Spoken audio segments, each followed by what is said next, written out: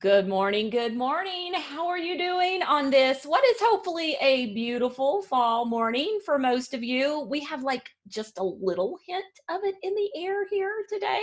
It felt good to step outside this morning as opposed to yucky. So that's promising. And fall in love with morning time. We're here and we're glad that you're joining us. So I am here today with a very special guest and a good friend of mine, Miss Sarah McKenzie. Miss Sarah, say hello. Hello, everybody. Happy to be here. All right. And she is. It's like 8 o'clock at her house, and she's so happy to be here. She's got that smile going this morning. We love that. And you might notice that we have a different name in the chat box today. So Miss Courtney is actually here with us today. And she is going to be kind of handling the chat. She works at Read Aloud Revival as well. So, Read Aloud Revival is where Miss Sarah is from. She is the host of the Read Aloud Revival podcast and the founder of Read Aloud Revival Premium. And that is a really fun place to be online because you can connect with all of your favorite authors there and find community with homeschool families and read all kinds of really great books. If I ever need to know what should I read aloud, or what books are great for a 14-year-old girl or a 12-year-old boy, I go straight to Read Aloud Revival and the book list over there. So such a great resource.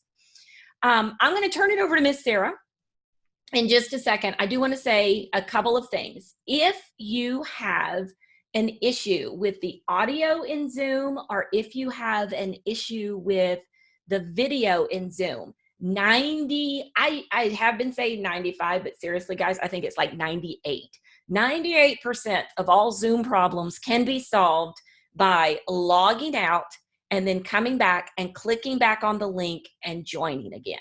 Typically, that's what fixes everything. And then the other thing I want to say this morning is you're going to be able to chat with us. And we're going to be able to chat back with you, and Miss Sarah is going to be asking you questions, and you're going to be able to talk together. But a few minutes in, after maybe Miss Sarah gets started, I'm going to turn the chat to where you can only chat with us, and you won't be able to chat with each other. But it's okay. Keep chatting because we're reading and we're listening and we're responding. It's just that sometimes the chat is a little distracting to everybody.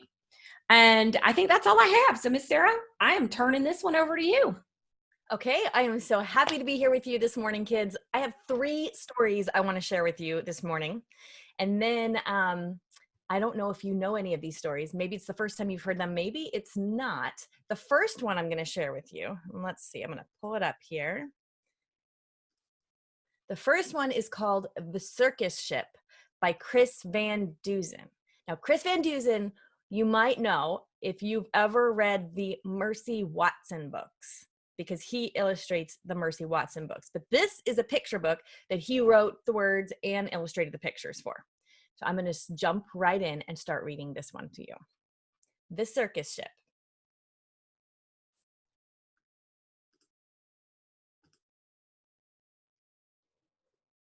Those are important. If you are looking at this page in your hands, maybe you have it at your house, or maybe you could find it at the library.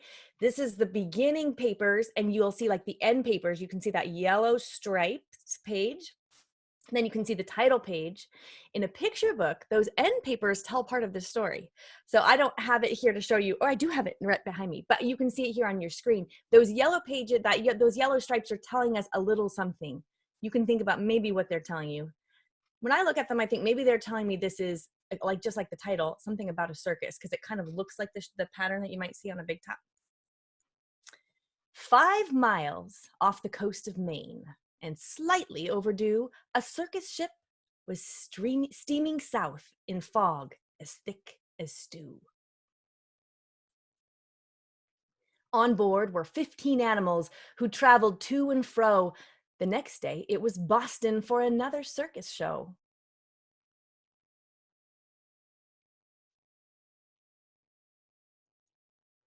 The captain, Mr. Carrington, was honest and sincere. He thought that they should drop the hook and wait for things to clear. But Mr. Payne, the circus boss, was terribly demanding. He stomped up to the helm where Captain Carrington was standing and screamed, "Don't stop! Keep going! I've got a show to do! Just get me down to Boston town tomorrow, sir, by 2. Then came a crash, an awful bash. Things flew into the air. The ship had smashed into a ledge that no one knew was there.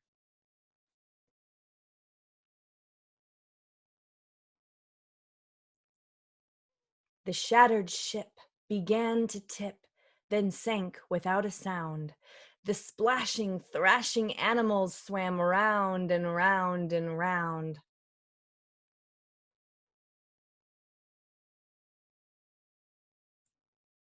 The captain said to Mr. Payne, "Pray tell, what shall we do? We can't just leave them here to drown. We've got to save them too." "The animals?" yelled Mr. Payne. "Why, sir, what are you, daft? It's me that you should rescue. Pull me up into the raft." "Now ferry me to safety, sir, before I die of cold." "Don't question me," barked Mr. Payne. "Just do as you are told." Through chilly water all night long, the animals swam on until they reached an island beach just before the dawn. They pulled themselves up on the shore, bedraggled, cold, and beat, then staggered to the village on weary, wobbly feet.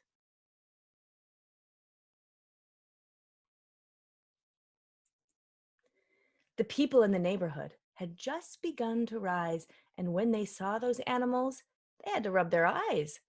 They thought they saw an elephant. But wait, how could that be? And what's that little monkey doing in the cherry tree? Soon animals were everywhere and into everything. There's an ostrich in the outhouse. There's a hippo in the spring. There's a tiger in the tulips. There's a lion on the lawn. There's a python in the pantry. It went on and on and on. Mr. Hood was stacking wood and nearly jumped a mile when he found the alligator sleeping on his pile. And Mrs. Dotty Daly, who grew daisies by the bunch, discovered that the zebra had been eating them for lunch. And Miss Fanny Feeney found, according to the rumors, the silly little circus monkey swinging in her bloomers. But everything changed quickly, like the turning of the tide, the night the abbot's shed caught fire, with Emma Rose inside. From high above the abbot's farm, the tiger saw the shed. The sight of smoke and fire triggered something in his head. He jumped through flames 1,000 times back in his circus days, so he ran past all the people and he leapt into the blaze. Then everybody panicked. "Help! Help! What can we do?" When from the raging fire, something big burst into view. It was the most amazing sight, and everybody froze when they saw the tiger saving little Emma Rose. The tiger's risky rescue changed everybody's mind. The animals weren't bothersome. The animals were kind. And so they lived together, side by side, they got along. It didn't seem like anything could possibly go wrong.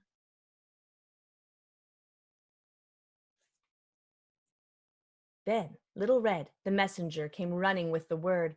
Apparently, a circus ship had sunk from what he'd heard. "The animals are from that boat. They swam in from the bay. The greedy owner wants them back. He'll be here any day." So the people called a meeting, and they quickly hatched a plan. No animal that came ashore would sail off with that man.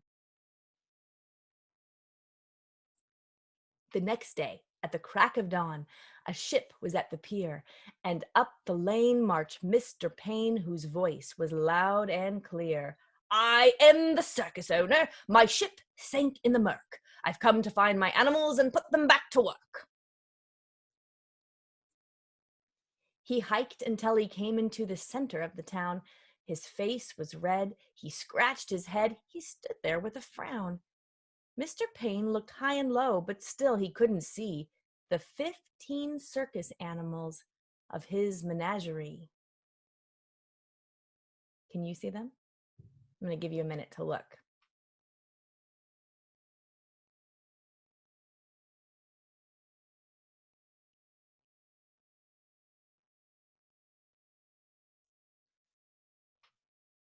We'll come back to this page at the end. He ran around the alleyways. He searched the village square. He even checked a chicken coop. His animals weren't there. Mr. Payne was tuckered out. His heavy chest was heaving. Then Little Red stepped up and said, I think your boat is leaving. He ran into a fit of rage. His ship was leaving sight. So he jumped into a rowboat and he rowed with all his might.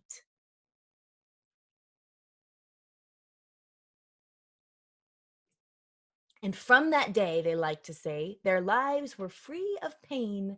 It was a happy, peaceful place upon that isle in Maine.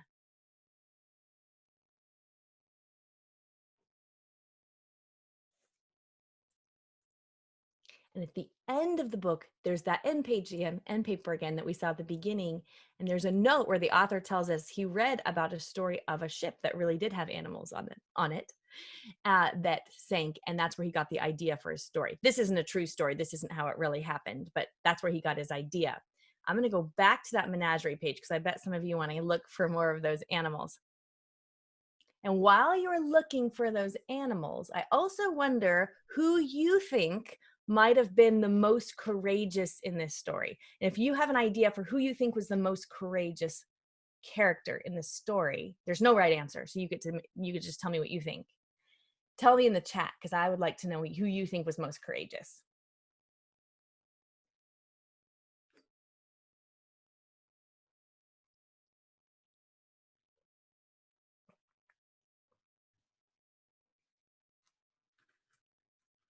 Ah, the tiger. Oh, lots of you said the tiger. Very good. Oh, good. Anna says the tiger because he saved the little girl. Oh, Hannah says the captain. I would like to hear more about that, Hannah, too. What did you think the captain did that was so courageous? And lots of you saying the tiger. What do you think? If you thought the tiger, what was the most courageous thing that the tiger did? You don't have to, you can put it in the chat. You can tell your mom, you can tell your siblings. Carla, the tiger, the bear, and the ostrich. Oh, all your kids have different ideas. Very good. Yep. Okay, so Hannah says the captain because he stood up to the circus owner even though it was hard. Very good. Yes. The lady with the snake around her neck. I agree. That would take some courage, right? Do you see that, kids? Right here. There's, oops, I didn't mean to do that. Let's see. Go back. Okay, right here. Some of these animals are tricky to find, right? They are. I didn't see that one. That's cool. Yeah. Oh, my favorite one, I don't know if you kids have seen this one yet, is the camel right here in the haystacks. The python, because he could have been hurt when he went into the basement. Oh, that's true. So I want to show you another page too. Let's go back because next time you read this book, you might notice something Chris Van Dusen does with his stories is he plays with the language a little bit. Okay, this page. So I'm going to read this page to you again and see if you can hear anything. The shattered ship began to tip, then sank without a sound. The splashing, thrashing animals swam round and round and round. What do you hear about those words?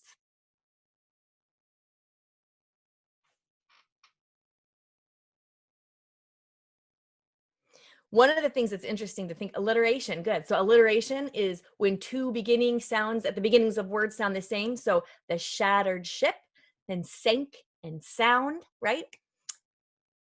They rhyme, very good. His whole story rhymes, which is actually really difficult to do to make it read loud really easily because you have to get just the right meter and just the right pacing of a sentence for it to work. Good. Thrashing and splashing. Very good. So interesting if you think about, okay, so there we have Chris Van Dusen. He's sitting there and thinking, okay, on this page, I need to tell them that they said the ship sank and the animals were swimming around. I mean, he could have said that, right? Then the ship sank and the animals swam. Instead, he thought, how can I play with the language? So he played with it by using alliteration, by rhyming, by playing with sounds. Oh yes, Jojo thinks it sounds like go dog go. It does. You're right, Jojo. It does. That's very good. The whole rhyme, the cadence of the rhyme does sound like go dog go. Oh, good. The Tampico kids. The animals are also very round. Such a good point. So here at the last sentence one here, it says swam round and round and round. And actually the pictures we're looking at look pretty round. Look at that. Look at the hippo's bottom. And actually all the animals is right. And even the elephant, we see a lot of roundness in this picture. Very good. It can be fun when you are reading a picture book to think, especially if you're reading, you think, you open it to a page and think, what did the author want to say to me on this page? Well, the author on this page wanted to tell us that the ship sank. And then you can kind of see how fun it was for them to play with it. Here's something else I know that Chris Van Dusen does in his pictures, and I'm gonna find a picture where we can see it a little better. It's a little more clear in his Mercy Watson books. Maybe he doesn't do it so much in here, actually. Sometimes what we'll see is around his illustrations. Yeah, I don't see it here. There would be, oops, there would be like you'd see a highlight right here, almost like you traced around the whole picture with a highlighter or a light, like a lighter color. And he does it to make things stand out. I'm looking to see if anything on this page has that. I don't see much of it here. If you have a Mercy Watson book at your house, open up an illustration and see if you can find that, because what you'll see is a lot of them are traced in like a lighter color. And Chris Van Dusen uses all paint, so it looks like he might have made some of these on the computer, but he didn't. He uses all paint on one piece of paper to make his paintings, so it's pretty amazing. Lisa said, writing on the left. yeah, Yes. yeah. Oh, yeah, right here. Very good. Good job catching it. Okay, so you see this light green right here? So when we had Chris Van Dusen on the Read Aloud Revival, we asked him why he does that with some of his paintings. And he said because it makes the man running right here, it makes him stand out from the background. And then your eye kind of naturally goes to him and you can see him, like almost makes him look 3D. It makes the picture look more realistic. Cool. Yeah. All right. Excellent. So I'm going to get your next story ready here. And the next one we're going to read, and I'm curious to know, tell me in the chat if you've read this one. Oops. Get to the beginning. I bet some of you haven't heard this one yet. I'm hoping this is the first time for some of you. This one is called Queen Victoria's Bathing Machine. So tell me in the chat, yes, if you've read it before, and no, if you've not read it before. Yes, I'm so glad most of you are saying no, because that's what I was hoping I would do. Okay, so this is what's going to make this story extra fun, is knowing that it's based on a true story. So the real Queen Victoria really had a bathing machine. And in a lot of picture books, especially books that are based on true stories, there's something called back matter. And those are the last pages in the book. And a lot of times they'll tell you, like in The Circus Ship, where there was an author's note telling where he got the idea for the story. If it's based on a true story, a lot of times they'll have photos back there or tell you what really happened. And so at the end of this one, I'll show you the photograph of Queen Victoria's real bathing machine. Queen Victoria's Bathing Machine by Gloria Whelan, pictures by Nancy Carpenter. Ah, these are our end papers. Those are pretty funny, huh? I like this person's getting fancy right here.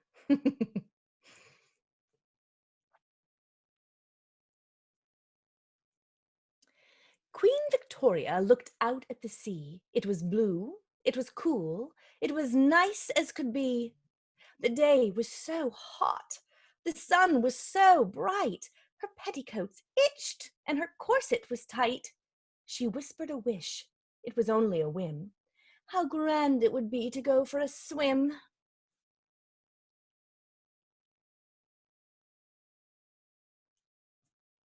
Her lady-in-waiting collapsed on the floor.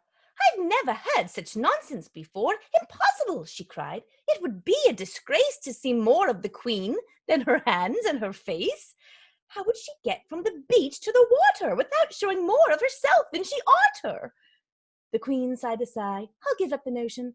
I'll never be allowed to enter the ocean, for how can I swim if I wear all my clothes? My petticoats and dresses, my shoes and my hose. They'd get drippy and slushy and soggy and sodden, and down I would sink right to the bottom.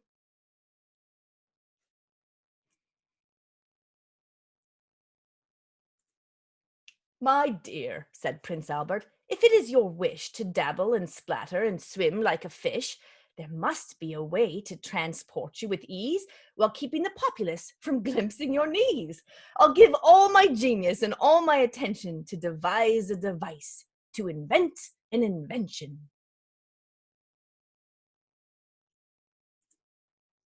Albert was learned. Albert was bright. Albert was nearly always right. He'd been everywhere from Denmark to Munich. He'd studied old wars, both Spartan and Punic. His knowledge of battles no one could fault. He'd read dozens of books on the catapult.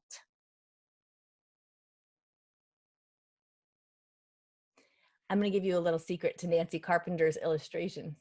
There's almost always a naughty child doing something they shouldn't. See if you can find a naughty child on most of the pages in this book. I bet you can figure out which child is doing, or maybe more than one, doing something they perhaps shouldn't.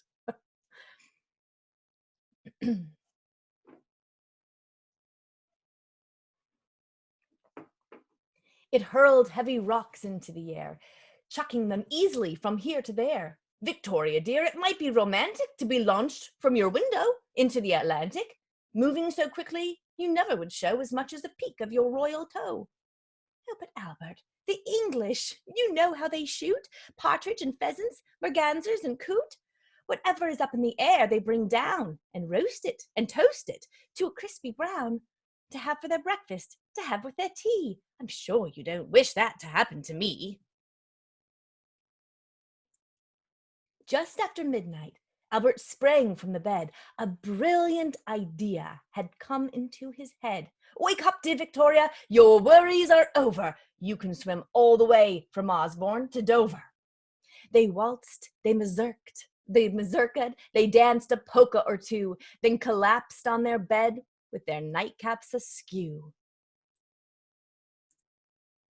First thing in the morning, Albert got busy. His imperial demands made everyone dizzy. I must have some wood, quick, and cut down a tree. Dig up some stones and send them to me. Get me a wheelwright, get me a mason. Victoria's splashing shan't be confined to a basin. Albert sawed lumber, he pounded some nails, he ordered 4 wheels, he laid down stone rails, he constructed a room with nary a frown, he fashioned a porch with steps to climb down.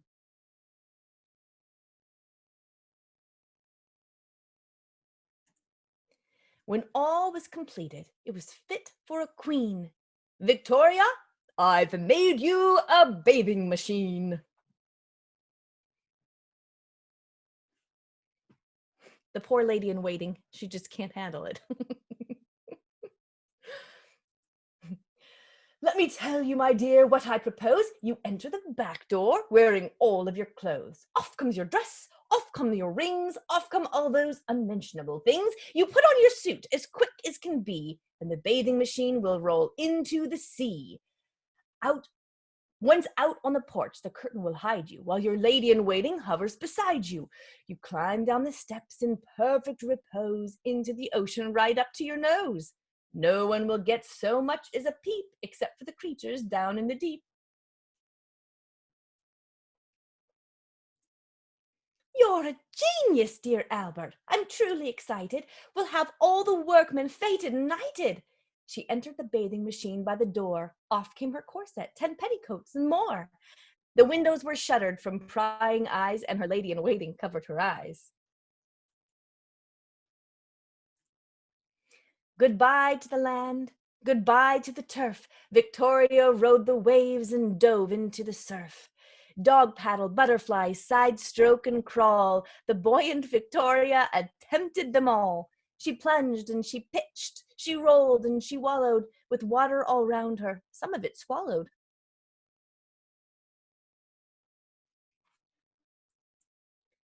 Two sailors on a frigate were having a tiff. One said a flatboat, one said a skiff.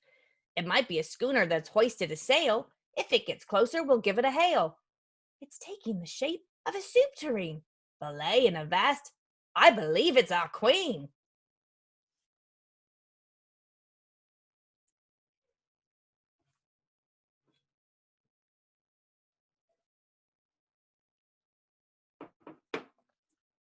Victoria, unaware of her subject's surprise, carried on with her watery exercise. Tuna and turtles and salmon and flounder tickled her toes and swam all around her. With a splash and a skitter and a final rinse, the grateful Victoria returned to her prince.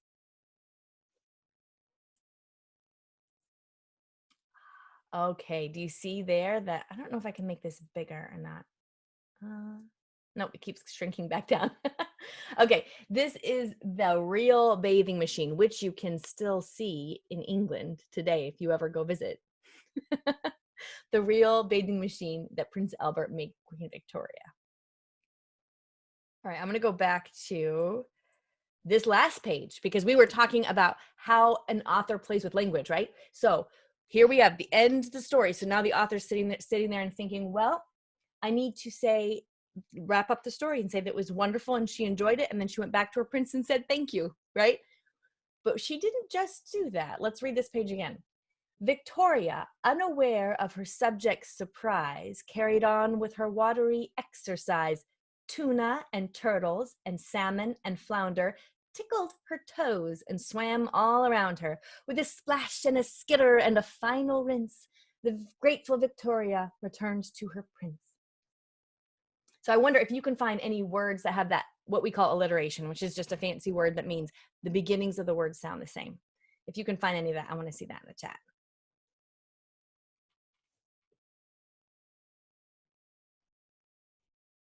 Oh, very good. Yes, the rhythm and rhymes remind me of How the Grinch Stole Christmas. You know, it'd be interesting to see if there is something that authors do when they're writing a rhyme, where they actually it's like poetry, right? So it's called meter, and so it'd be interesting to see if the meter matches in the How the Grinch Stole Christmas. It might be the same meter.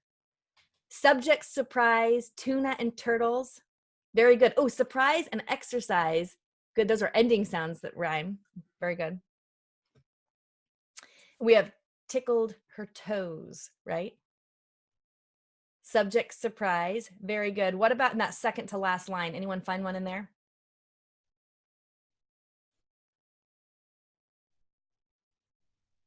Good. Yes, splash and skitter. Yeah, very good.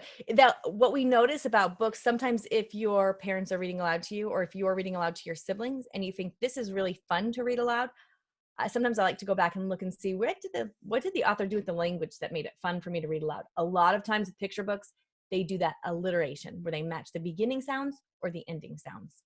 Right. Very good. Okay, so I'm curious to know, what is something that surprised you in this story? What is something that you didn't expect to happen or it surprised you? It can be in the illustrations. It can be in the storyline. What's something that surprised you? While I'm waiting for your responses, I'm going to get our next story. We have one more. Oh, the people who saw her. Yes, we didn't expect that, did we? It wasn't just the creatures down in the deep. That women weren't supposed to show their knees. Yes, that surprised me too the first time I read it, Anna. That the queen wanted to swim. Can you imagine you're hot and you're in a castle that has no air conditioning, I'm sure, right? And you just look out at the ocean and think, I want to go. You know, when you're really, really hot and you can see like a pool and you just think, I want to dive into the pool. I bet that's how she felt. You didn't know there was a real bathing machine. Yeah, that surprised me too. How many children? I'm surprised. Yeah, I'm surprised they called it a machine. It's like, it's just a wagon. Why call it a machine? Yeah, that's a good point. It is. It's exactly. It's just a wagon that they just rolled into the ocean. The kids who were destroying the castle. So if you ever see other books by Nancy Carpenter, oh, I thought I had one here, but I don't think I do. Okay, a couple of others that you might recognize is oh, there is one here, isn't there? Balderdash? No. Okay. One of them is called Apples to Oregon. That's a really good one to read right now in the fall. And that's based on a true story as well. Based on a true story, loosely. And she illustrates that one too, and you'll find naughty children in the illustrations there. And another one is Balderdash, which I thought I had around here. That is a true story. Picture book biography. And there are naughty children illustrated in there too. So it's one of my favorite things to look for in a Nancy Carpenter illustrated book.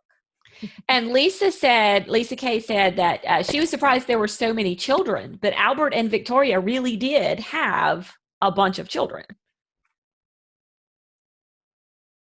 Yeah, I don't know. Do we know how many children they had? I think it might have been like 8 or something. And they ended up, so Rachel says 9. So yeah, Yes. somewhere around 8 or 9. And they ended up marrying prince and princesses all throughout Europe. They call Victoria the grandmother of Europe. So yeah. Interesting. Okay, are you guys ready for one more story? Now, this story is by my favorite children's book illustrator. His name is Tommy DePaola, and we have a little something for you too. And Courtney and Pam are going to put it in the chat so you have it. But along with this book, we have something called a family book club guide, which you can use if you want to talk about the book more, if you want to share some good experiences with your family. We like to pair food with our books at our house because it can be really fun to pair something to eat with something to read. So maybe as we're reading this one, you can think about what a good food would be to pair with it. But there's also a family book club guide you can download if you want to play with this a little bit more. I have 7 kids yelling at me to tell you that we have 13. 13. Okay, here we go. I'm going to pull up Strega Nona, an original tale written and illustrated by Tommy DePaola. Ooh, I'm going to tell you the question ahead of time so that you can be thinking about it while I'm reading to you.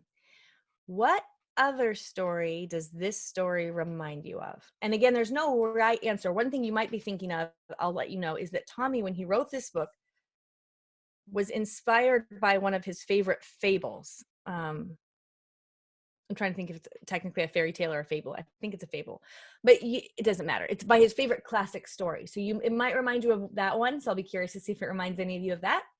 And it could remind you of some other stories. So think about that as I'm telling you the story. All right. Ooh, there's our end papers. Ooh, and you see those white birds at the bottom?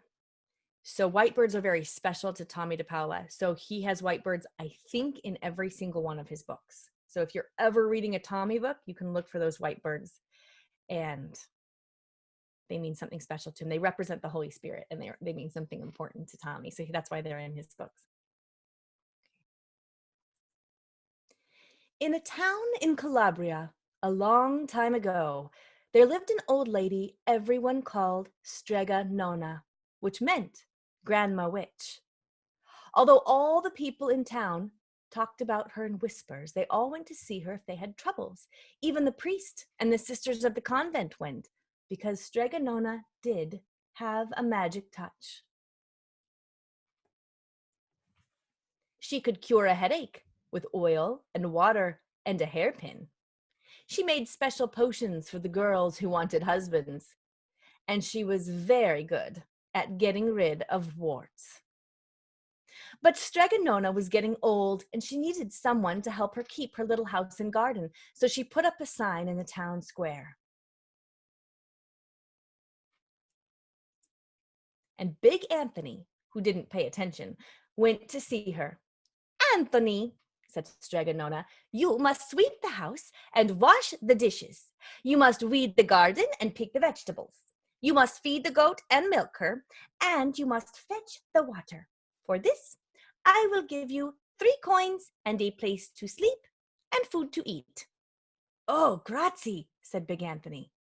"The one thing you must never do," said Strega Nona, "is touch the pasta pot. It is very valuable. I don't let anyone touch it." "Oh, see, yes," said Big Anthony. And so the days went by. Big Anthony did his work, and Strega Nona met with the people who came to see her for headaches and husbands and warts. Big Anthony had a nice bed to sleep in next to the goat shed, and he had food to eat. One evening, when Big Anthony was milking the goat, he heard Strega Nona singing. Peeking in the window, he saw Strega Nona standing over the pasta pot. She sang, "Bubble, bubble, pasta pot, boil me some pasta nice and hot. I'm hungry and it's time to sup. Boil enough pasta to fill me up. And the pasta pot bubbled and boiled and was suddenly filled with steaming hot pasta. Then Stregonona sang, enough, enough, my pasta pot. I have my pasta nice and hot. So simmer down my pot of clay until I'm hungry another day. How wonderful, said Big Anthony. That's a magic pot for sure. And Stregonona called Big Anthony in for supper. But too bad for Big Anthony, because he didn't get to see Stregonona blow 3 kisses to the magic pasta pot. And this is what happened. The next day, when Big Anthony went to the town square to fetch the water, he told everyone about the pasta pot. And naturally, everyone laughed at him because it sounded too silly. A pot that cooked all by itself? You'd better go and confess to the priest, Big Anthony, they said. Such a lie. And Big Anthony was angry, and that wasn't a very good thing to be. I'll show them, he said to himself. Someday I will get the pasta pot and make it cook, and then they'll be sorry. Well, that day came sooner than even Big Anthony would have thought, because 2 days later, Stregonona said to Big Anthony, Anthony, I must go over the mountain to the next town to see my friend, Strega Amelia. Sweep the house and weed the garden. Feed the goat and milk her, and for your lunch, there are some bread and cheese in the cupboard.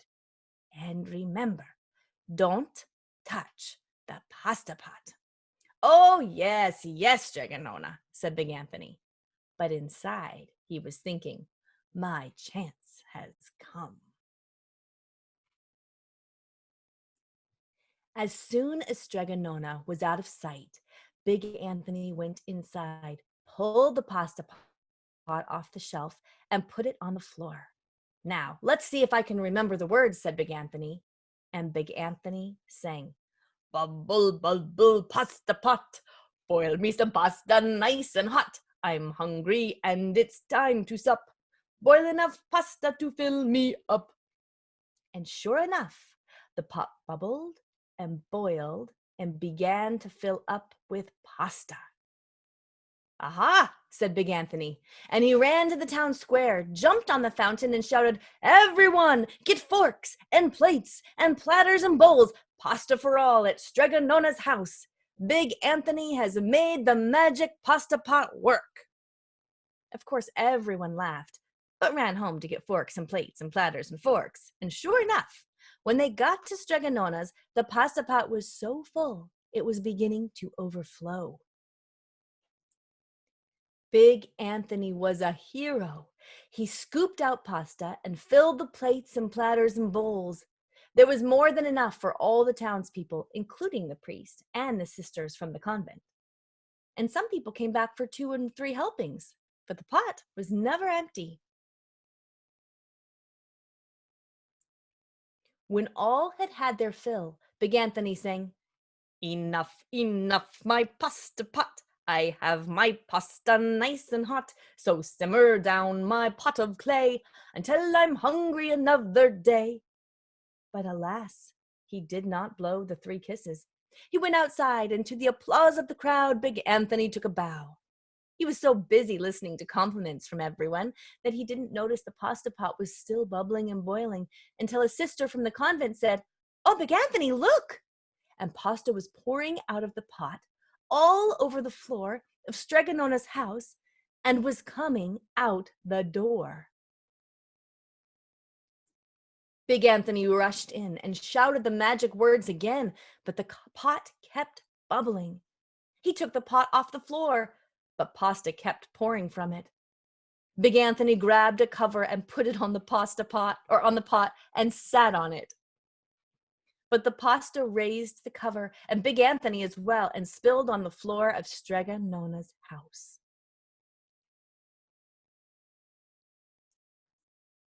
Stop! Yelled Big Anthony, but the pasta did not stop. And if someone hadn't grabbed poor Big Anthony, the pasta would have covered him up. The pasta had all but filled the little house. Out of the windows and through the doors came the pasta, and the pot kept right on bubbling. The townspeople began to worry. "Do something, Big Anthony," they shouted. Big Anthony sang the magic song again, but without the 3 kisses. It did no good. By this time, the pasta was on its way down the road, and all the people were running to keep ahead of it. "We must protect our town from the pasta," shouted the mayor. "Get mattresses, tables, doors, anything to make a barricade." But even that didn't work.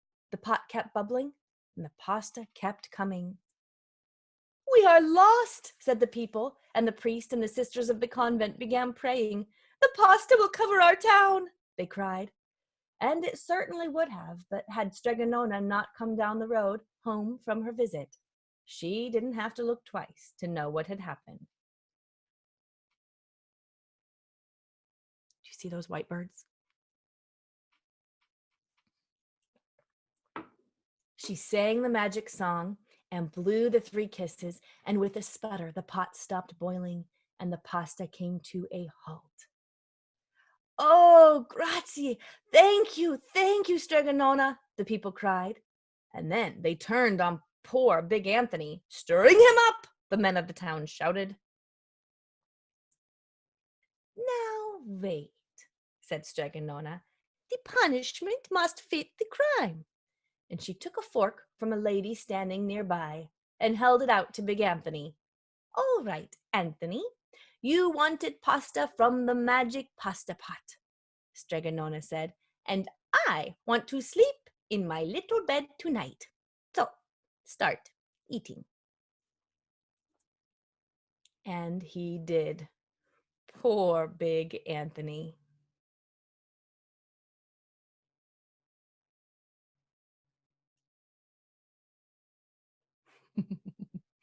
I love that on that last page, you can see her sleeping in her little bed. Okay. Yes, his belly. I know, it's so funny. That one and this one too. Okay, I want to know, what story did this one remind you of? And while you're thinking about that, I'm going to go back and we're going to find some of that language that we've been looking at.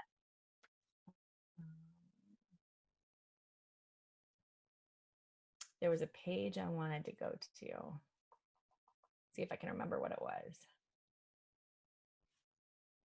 Well, we could probably just go to the little song, actually, but there was a page. Okay, I was thinking about it as we were reading. We'll stop here. Oh, it reminds you of The Sorcerer's Apprentice. Very good. There are lots of bumps on arms and legs. Hey, that's a really good observation. You're right. I haven't noticed that before. But even on this page that we're looking at now, look at all those bumps on arms and legs. That is interesting. I wonder why he chose to do that. When you look at this picture of Big Anthony, it kind of looks, let's imagine that Tommy had chosen to illustrate it with straight lines. Maybe he would look more solid than he does now. He kind of looks like you could like tip him over. Maybe that was part of what he was doing. I don't know. Sammy's new cloak. That's what it reminds you of. Very good. How the sea became salt. Peas porridge hot. Very good. The magic porridge pot. Okay, so that, because I've talked to Tommy about this book he told us at Read Louder Bible, his publisher asked him to write a fable or a fairy tale retold. And his favorite tale as a child was the magic porridge pot. And he had a sketch of Stregonona, which he didn't know who she was. He just drew a picture and thought she was cute. So he said he posted her above his workstation.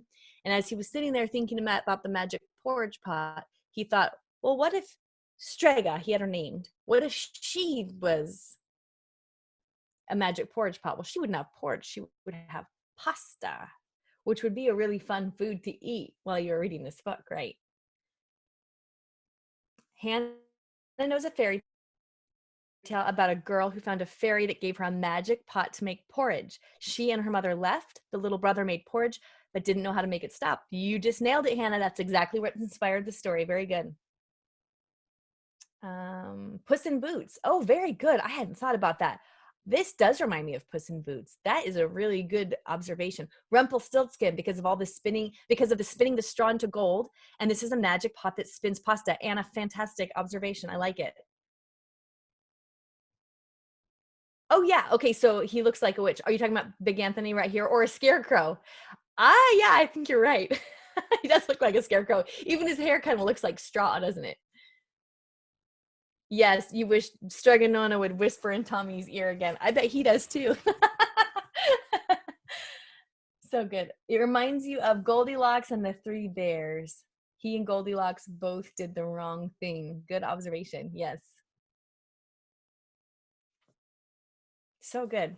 Well, that's it for story time today. I do want to let's see. Do we have a link for the Family Book Club guide? We'll put that in the chat so you can download it. There we go. Perfect. Thank you, Courtney.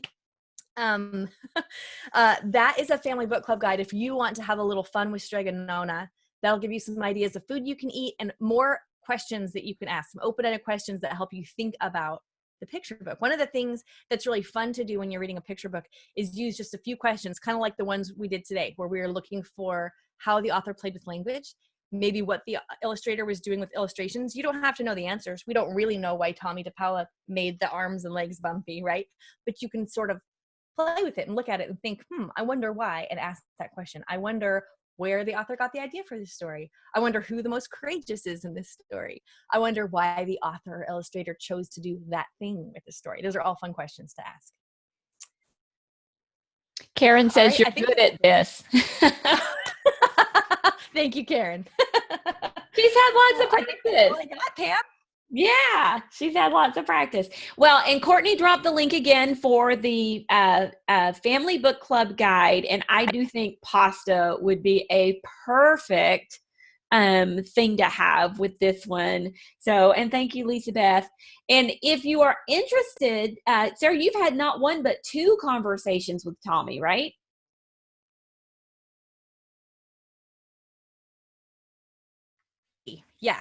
Yeah. Okay, sorry. I can't remember. Courtney, have we had three?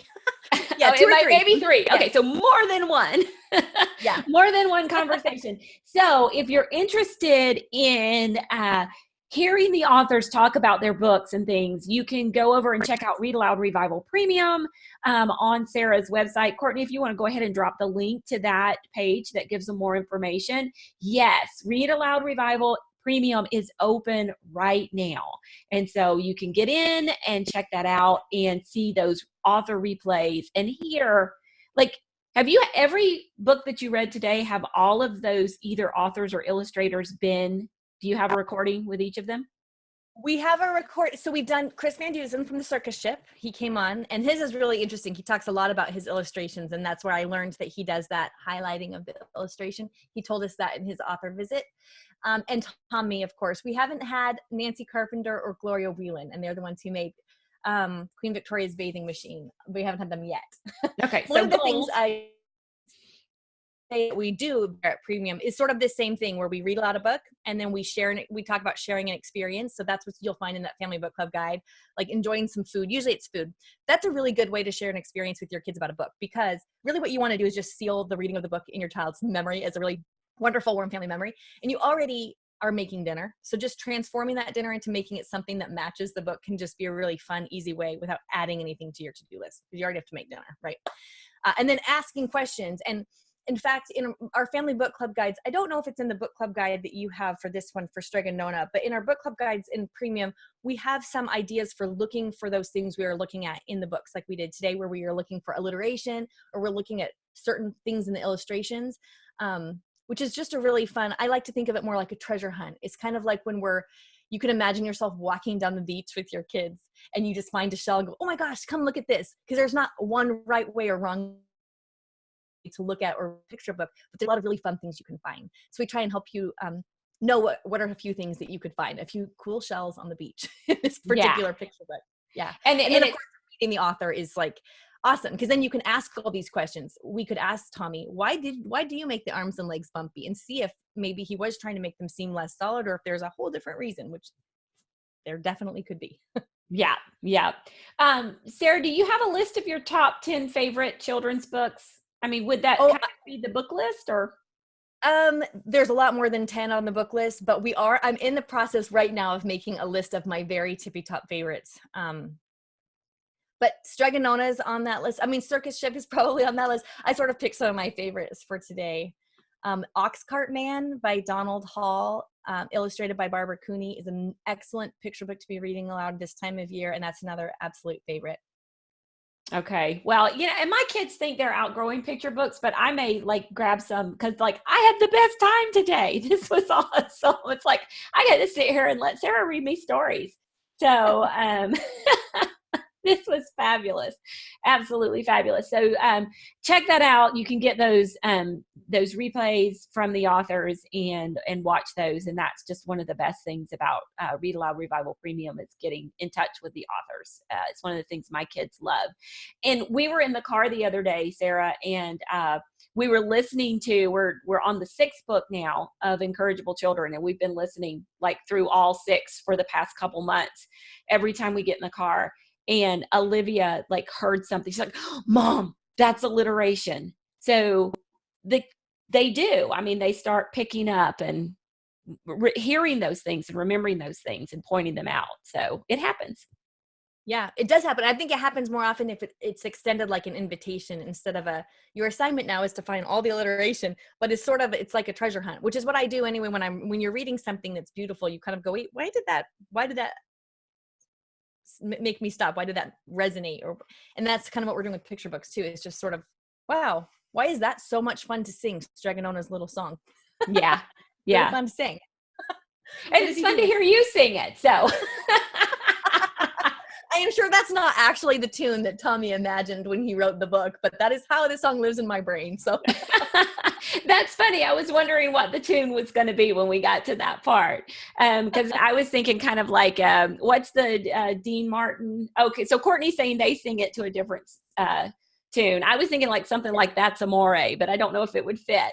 Oh, yes. I mean, it probably makes sense for it to be in some kind of an Italian, like, yeah, totally. I should ask him. I don't think I've ever asked him to sing it. I should ask him to sing it for us. Yeah, you should. You should totally ask him to sing it. And maybe we need to do that. Maybe you guys need to sing the Pasta Pot song, and you can hashtag it, like make a little video, put your tune and hashtag it Your Morning Basket and Read Aloud Revival, and let us see what you guys come up with for your tunes for the Pasta Pot song. So we would love to see that. All right. Well, thank you so much, Sarah, for joining us here today. We really appreciate it. And you guys have an awesome day. We have another session this afternoon with Mary Wilson on having conversations with your kids, all kinds of conversations. So parents, that's a parent session if you'd like to come back and join us. But have a great weekend. Bye.